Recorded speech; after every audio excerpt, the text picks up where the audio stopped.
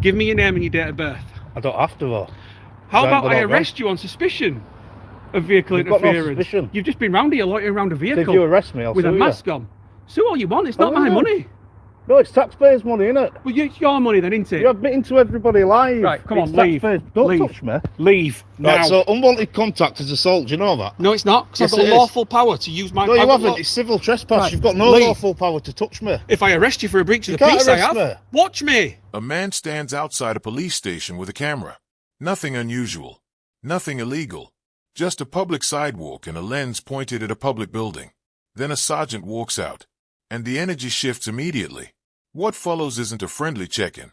The officer comes with a tone already set, accusatory, direct, and loaded with a claim that the auditor was lurking around private vehicles. Not observing, not filming, lurking. That word choice alone signals where this encounter is headed. But the auditor doesn't flinch. Not even a little.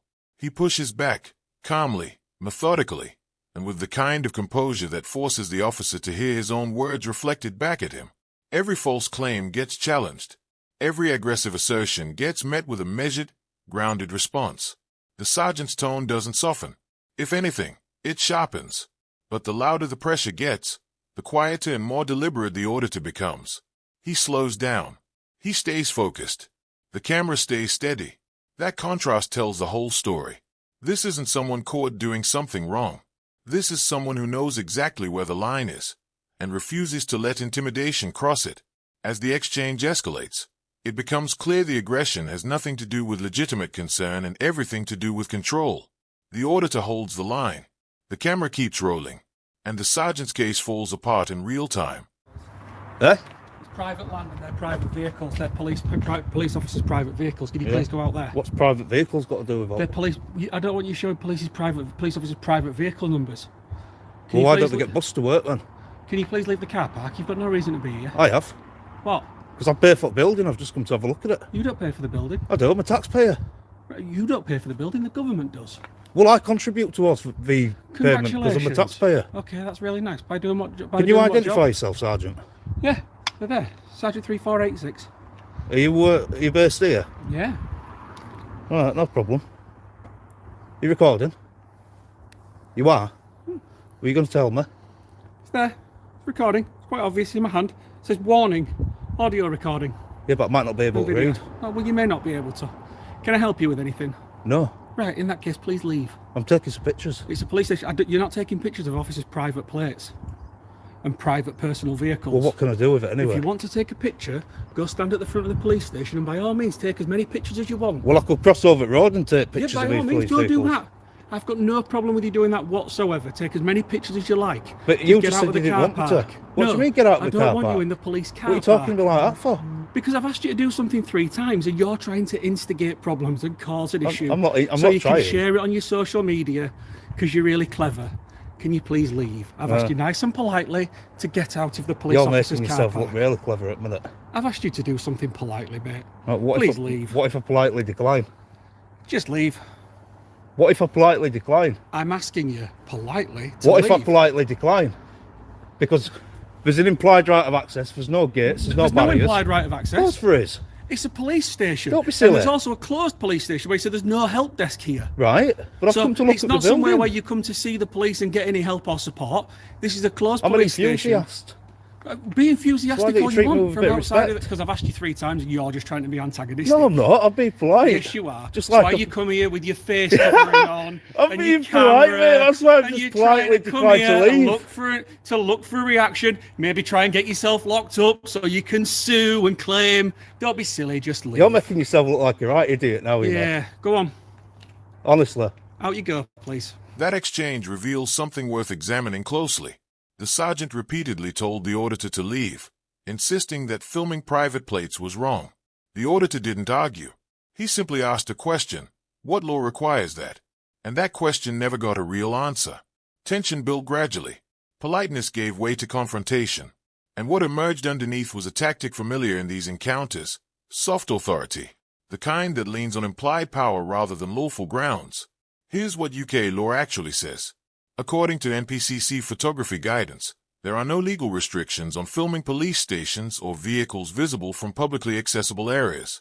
Citizens can record from any location they have a lawful right to occupy, including car parks, without entry restrictions.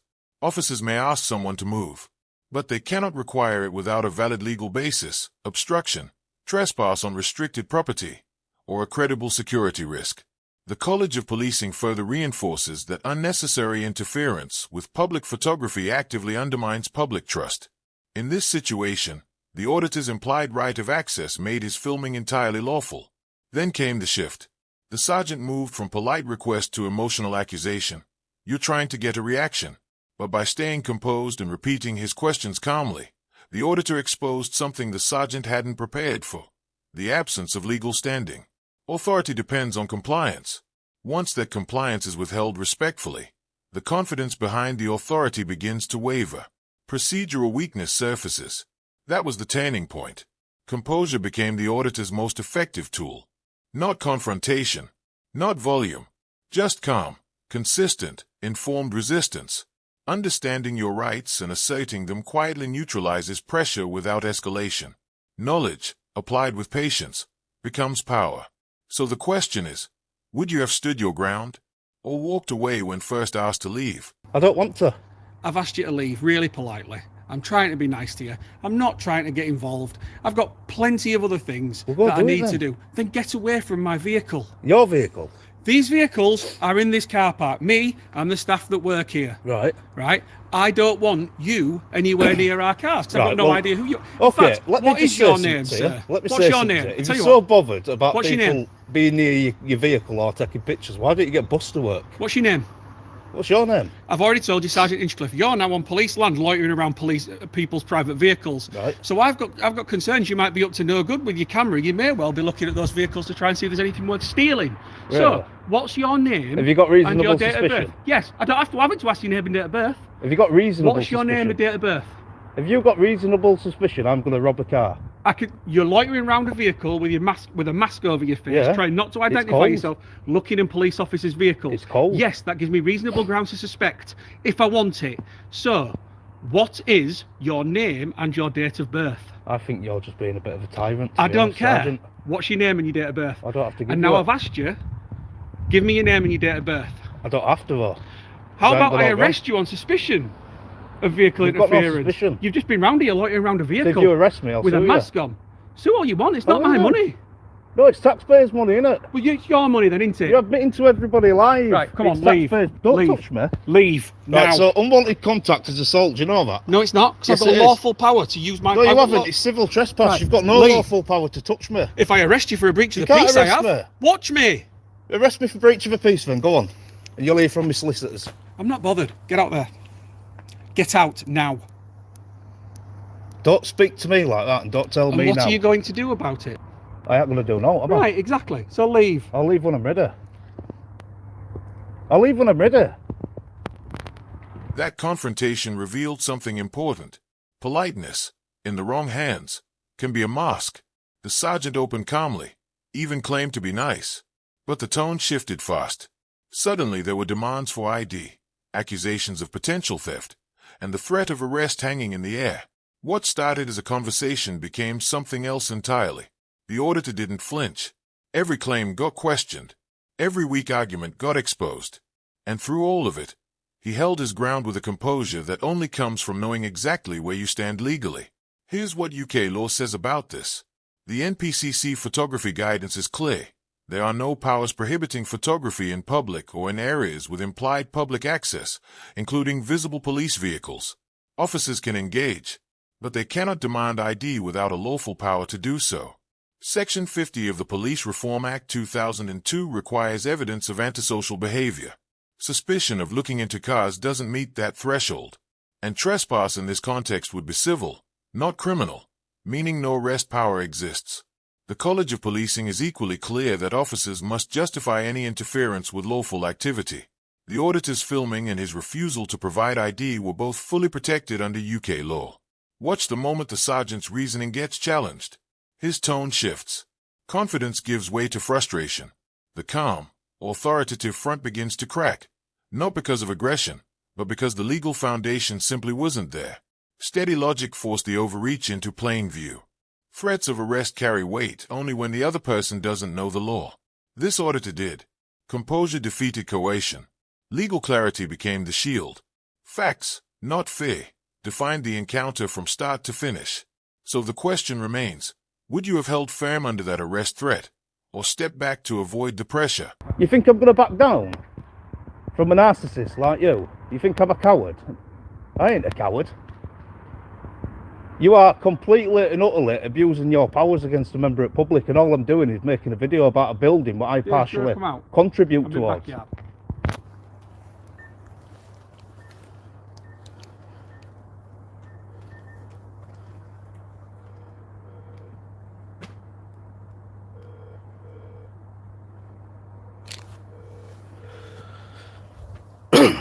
I wish Sarge uses deterrent.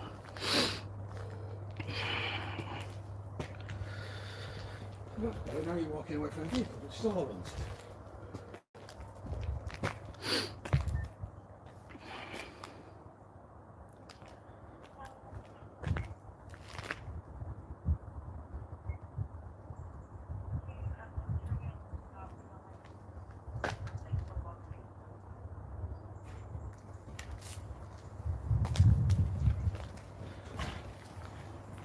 Have you got an inspector here anywhere?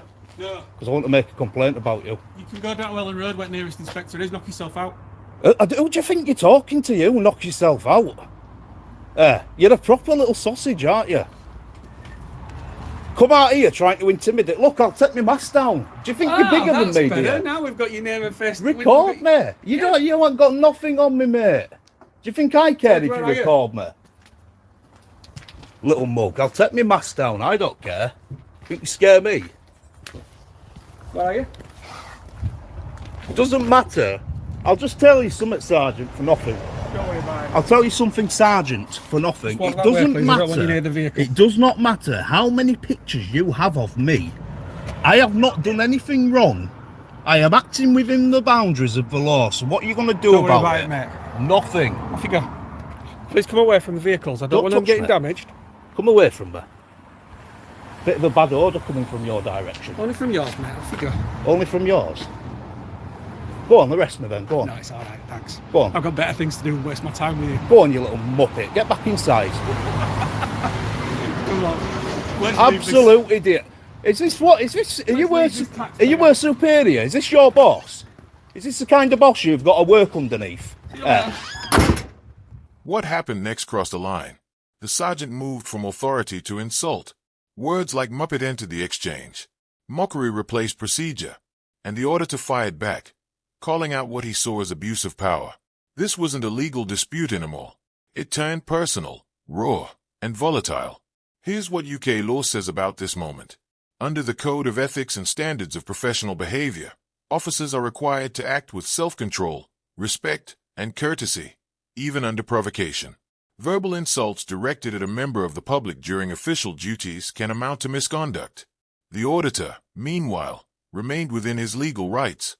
Filming on public property and verbally challenging authority isn't unlawful, and as long as speech doesn't threaten or incite violence, it stays protected under public order principles. Legally, the power imbalance still falls on the officer's side. But watch what happens to the dynamic. The officer lost composure. The auditor's tone, though heated, stayed focused on accountability. That distinction matters. Once emotion overrides professionalism, the narrative shifts, regardless of who holds the badge. And yet both sides escalated. The officer's insults were a clear professional failure, but reactive heat on the auditor's side dulled the edge of calm accountability. Emotional escalation, whoever starts it, weakens the impact of the argument being made. One thing this exchange proves beyond doubt: composure is the most powerful tool in these encounters. When emotion rises, it obscures everything underneath it. Control the temperature, and you control the truth of the moment. So the question is, was the auditor justified matching the officer's tone, or did the escalation cost him the upper hand?